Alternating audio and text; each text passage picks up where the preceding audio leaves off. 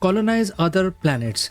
And when we're trying to colonize other planets, then we have to be very careful about the characteristics of those planets.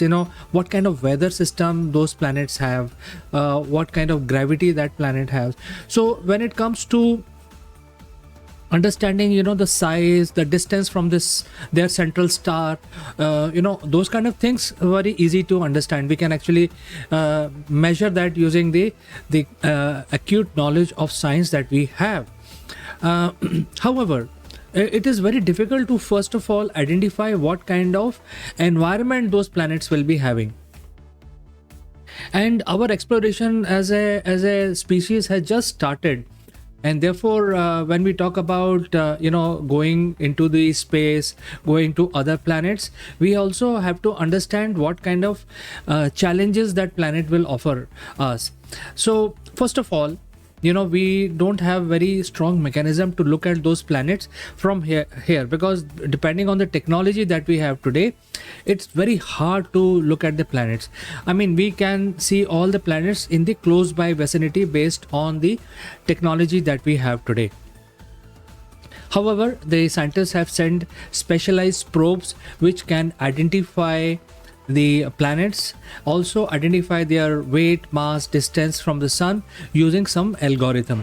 And these satellites are working very heavily, and so far we have been able to identify nearly 5,000 planets, which are known as exoplanets. And this 5,000 exoplanets are very close to the Earth. If you look at the vicinity, they're quite close to the Earth.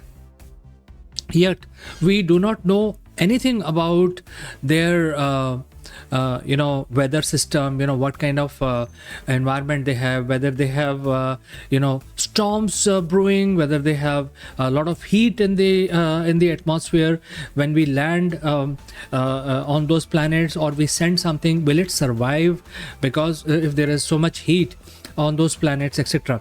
So I mean, we have not gone beyond Earth. I mean, we have not even colonized Moon, which is just next door. However, the knowledge is important. When we are looking at the other planets, the knowledge is very important. And therefore, when we talk about settling into other planets, we have to know exactly what kind of environment, whether they are having day, night, whether how much time the planet takes to revolve around the star, etc. For that, we have special equipment which we can use to monitor. However, it is very difficult to see the weather pattern of these exoplanets that we have identified. We can only speculate that these planets are very close, very Earth-like, and probably good candidates for our future generations to plan a trip to those planets. However, as I said, knowledge is very important, and therefore when we actually look at our own solar system, we can get some sort of benchmark that, okay, since these planets are in the similar position, have similar mass, similar makeup, just like the planets which are present in our own solar system, therefore those planets may have such conditions. So the satellites are doing their job. We have to also do our job of applying logic. And the first thing that we have to do is basically identify what kind of environment each planet in our own solar system has. And that will help us get some knowledge about what may be going on in those exoplanets.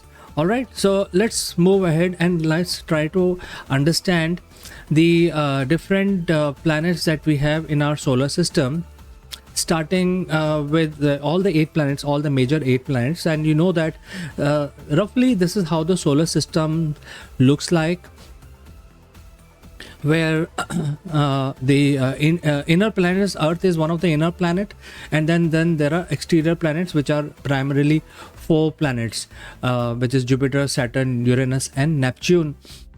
and these four planets are huge, and therefore they have their own ecosystem, they have their own satellites. So in nutshell, these planets which are in the like Jupiter, Saturn, can be classified as their as systems on their own merits.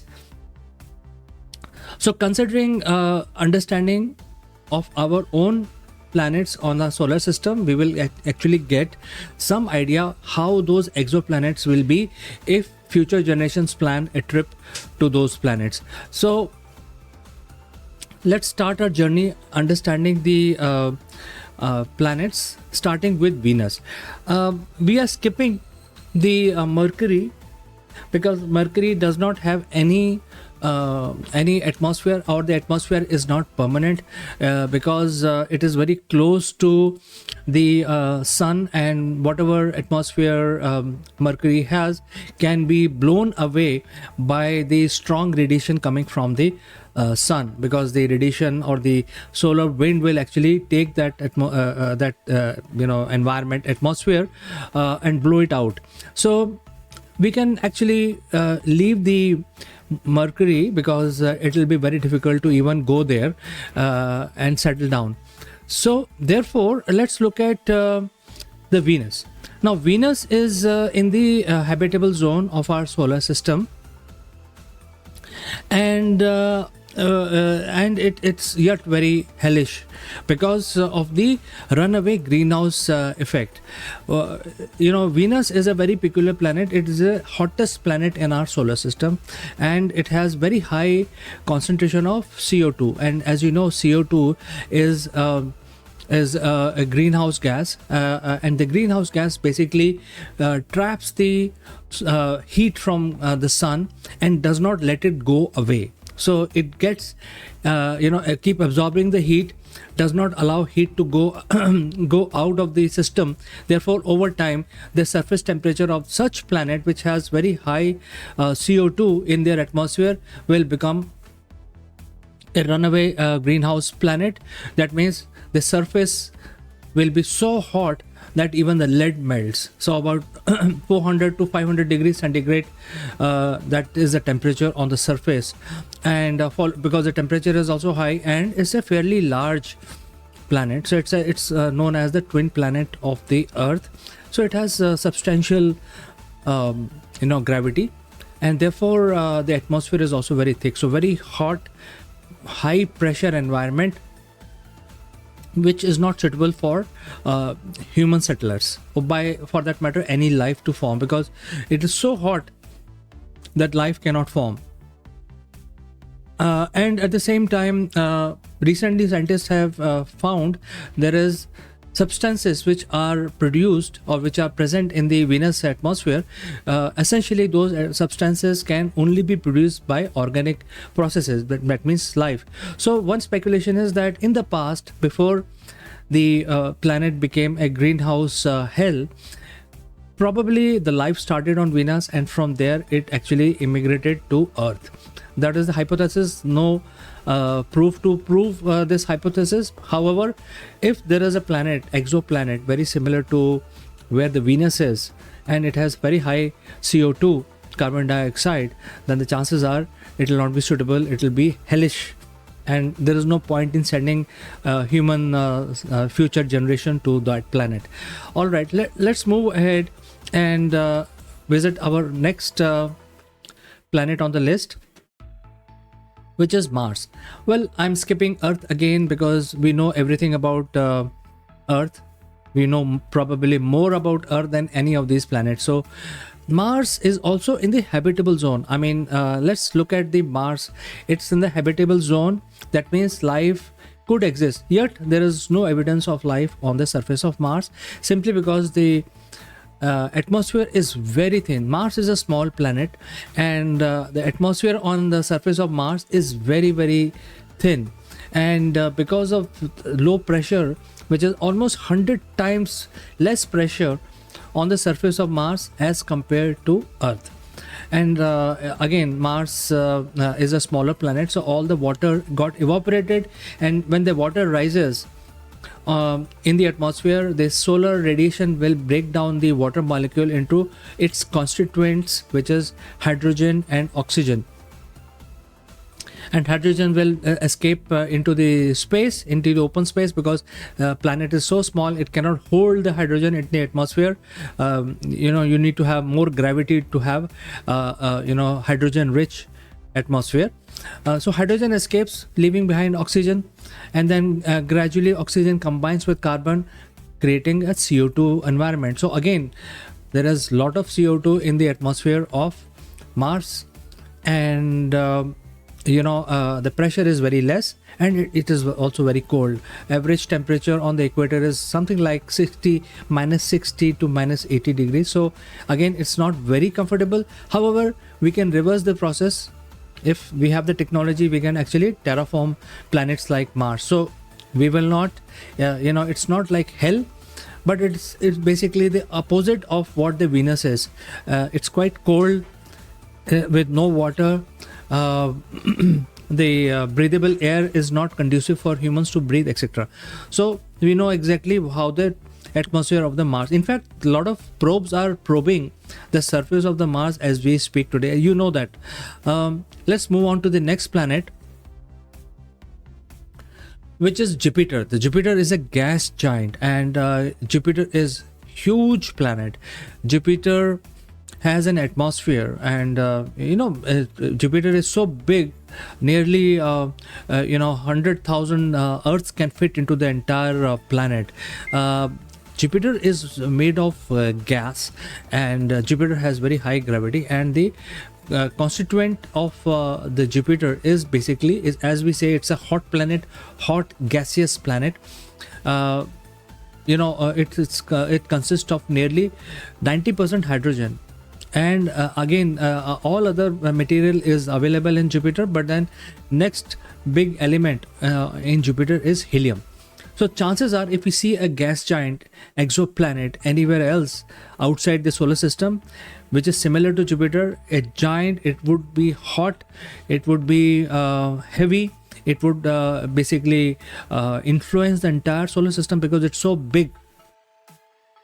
It is a system by itself. It has nearly 80 satellites, and some of these satellites can harbor life. Some of these satellites are basically having conditions like water, ice, heat, because of the the Jupiter imposed gravitational effect on these satellites, and therefore there is a lot of interest on the Jupiter satellites like Europa. The future missions are already planned, where humans and scientists will actually examine by 2035. We will start getting those inputs, because it's time for our spacecraft based on the technology to reach Jupiter, because Jupiter is very far off. However, if you look at the planet Jupiter, it's quite hot from inside because the gravity is huge. It is crushing the material inwards. It is actually crushing the material inwards, and when you increase pressure, you know what happens in a pressure cooker? The temperature increases. So the internal heat of Jupiter is driving the weather system of Jupiter. Huge storms which never fades away are on the surface of Jupiter.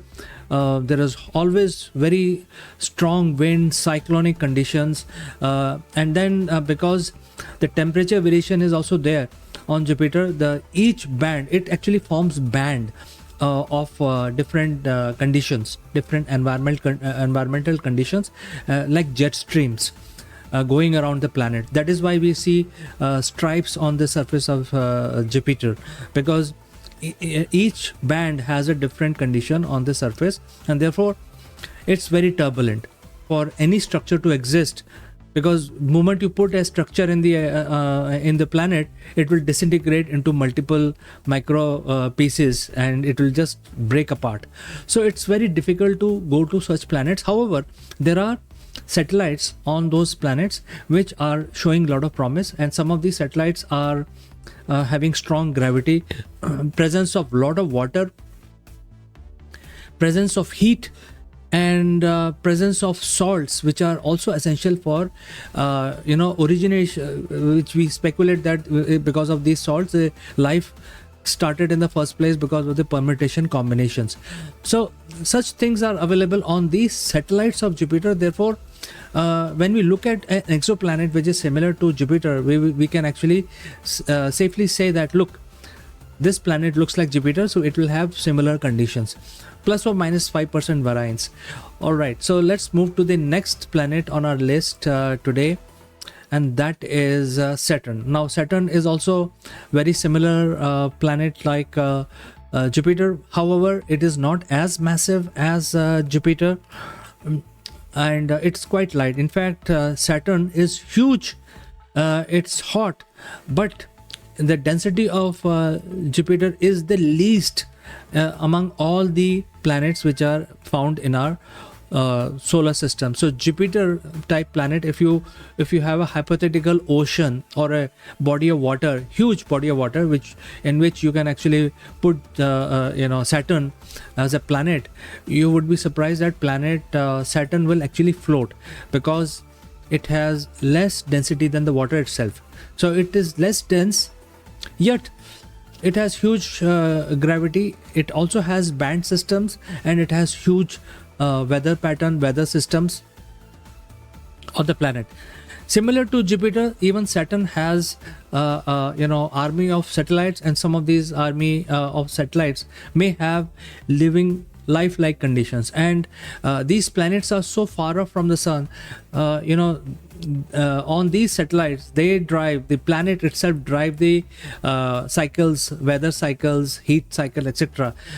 The planets which are so far up, like Jupiter, Saturn, Uranus, they actually create conditions on their own neighborhood satellites, that these satellites will be able to harbor life, and they will not be dependent on the central star system, just like we have on Earth.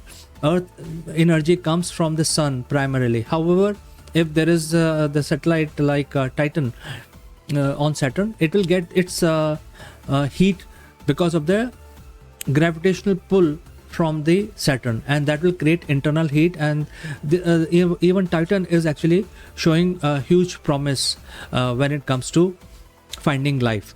So it's a good enough benchmark for us to look for similar exoplanet when we look out into the other star systems nearby. So let's move on to the next planet on our list is Uranus. Uranus is the least studied planet. It is rather dark, and Uranus is the only planet which is in the state of equilibrium in our solar system. When we say equilibrium, is that each planet, they absorb heat and they also radiate heat, because planets are not generating any light, just like the star. So they get the heat from the star and they also radiate it outwards. However, Uranus is in the state of equilibrium because it takes X amount of heat and also radiate the similar amount of heat. So it has become a stable environment, yet it is the least studied. I mean, it's been almost 40 years since we actually sent a specific probe to study Uranus. We do not know too much about Uranus, except that again, it's a cold gas giant, it is known as, because it's so far off. It is in the state of equilibrium. It has a weather pattern which is not very well understood yet. Inside the planet, the conditions could be such that the carbon will actually become diamond and then rain diamond to the core. So essentially, a planet like Uranus may have a diamond core, but more study is required to understand why Uranus is like that. What are the constituents? People feel that it is made of methane. Why methane? So a lot of understanding is yet missing from our on our exploration. So I think in future we may send a specific probe to study planet like Uranus. Let's move on to the next one, which is the Neptune. Neptune is again a very interesting planet. It is the original blue planet. It is, many times bigger than Earth. And the blue planet, as it is known as, is not because of the water. Like, for example, Earth is also known as the blue planet. It is because of the type of atmosphere and the presence of water on the surface. Because of that, all other light in the light pattern are absorbed except the blue, and that is why we see the blue Earth. However, Neptune is also a blue planet. It's actually more bluer than the Earth itself, and that is because it has some mixture of gases which absorbs the system's light, and it actually reflects only blue light, actually deep blue light. And the again, Neptune is not very well understood. It has army of satellites. Why their satellites are existing, and Neptune is very far off, very extremely far off planet. Hardly any light from sun reaches there, yet the atmosphere is very violent on Neptune. The storms which brew on the surface of Neptune can reach the speed of 2,500 kilometers an hour. You can imagine, the strongest hurricane on Earth will not cross 200 kilometers an hour. 2,500 kilometers hour is the constant wind which keeps blowing on the surface of the Neptune. And again, it's called ice giant. It's very cold. Conditions are quite cold, and therefore we need to understand, if we find an exoplanet very similar or in the similar position like Earth, then like Neptune, then what could be the conditions over there. So by studying our own solar system, we can actually draw references about how how the conditions would be on the various planets in our solar system. And also, we can actually draw references about the exoplanet that may exist outside the solar system.